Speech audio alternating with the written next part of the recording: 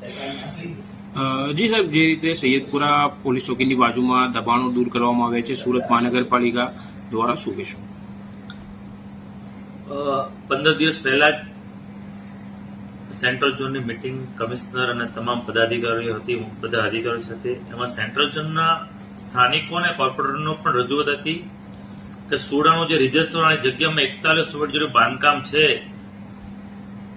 એ અસામાજિક તત્વો દ્વારા એ બાંધકામ કરવામાં આવ્યું હતું. તેના ભાગરૂપે આજે સેન્ટ્રલ ઝોનને અધિકારીઓ તેને દૂર કર્યું છે.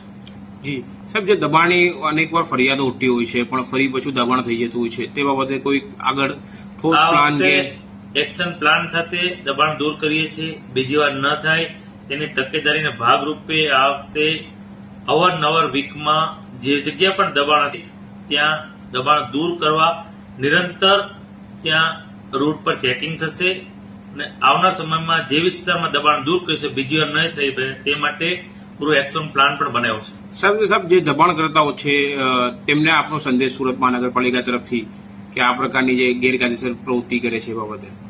આવનાર સમયમાં હમણાં જ પોલીસ કમિશનર સાહેબ સાથે મારી જે વાત થઈ, સુરત મહાનગરપાલિકાનું હોય, રાજ્ય સરકારનું રિઝર્વેશન હોય કે સુડાનું રિઝર્વેશન, કોઈ પણ ભાગે કોઈ વ્યક્તિ દબાણ કરશે તો આવનાર સમયમાં તેની પર FIR પણ દાખલ કરવામાં આવશે.